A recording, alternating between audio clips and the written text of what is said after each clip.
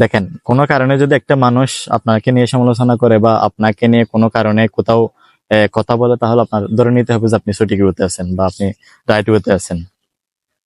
একটা জিনিস সবসময় মনে রাখবেন যে মানুষ তারই সমালোচনা করে যে মানুষটা সমাজে বা নিজের লাইফ নিয়ে খুবই সেন্সিটিভ, সমাজকে নিয়ে খুব সেন্সিটিভ বা নিজের ফিউচার নিয়ে খুবই সেন্সিটিভ এবং নিজেকে সবসময় ডিসিপ্লিনের মধ্যে রাখে। এই মানুষটাকে নিয়ে মানুষ সবচেয়ে বেশি সমালোচনা করে। কারণ ওই যে তার ডিসিপ্লিন, তার যে উন্নতি, তার যে সফলতা, এটা মানুষ কখনোই মেনে নিতে পারে না। তাই সবসময় মনে রাখবেন, আপনি যদি আপনাকে যতদিন মানুষ আপনাকে নিয়ে মানুষ যতদিন সমালোচনা করবে, তা সবসময় মনে রাখবেন, আপনাকে নিয়ে মানুষ যতদিন সমালোচনা করবে বা আপনাকে নিয়ে মানুষ যতদিন মাতামাতি করবে, ততদিন আপনি সঠিক হতে আছেন। এটা নিয়ে আপনি কখনোই দুঃখ প্রকাশ করবেন না, কখনোই হতাশ হবেন না যে আমাকে নিয়ে কেন মানুষ এত কথা বলতেছে বা আমাকে নিয়ে কেন এত কথা হচ্ছে। এটা নিয়ে কখনোই মন খারাপ করবেন না।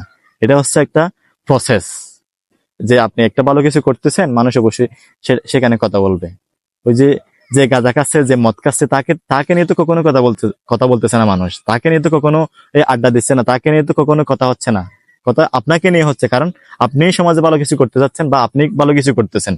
এটা অবশ্যই বিশ্বাস করবেন। আপনি কিন্তু চারপাশে কেয়ার করলে দেখবেন যে এটাই হয়ে আসতেছে। মানুষ তাকে নিয়ে কথা বলে যে মানুষটা সমাজের জন্য বা নিজের জন্য বা নিজের পরিবারের জন্য কিছু করতেছে। যে মানুষটা নিজের পরিবারের জন্য কিছু করতেছে না বা সবসময় নিজেকে খারাপ কাজে বিনিয়োগ করে, তাকে নিয়ে মানুষ কখনোই কথা বলে না।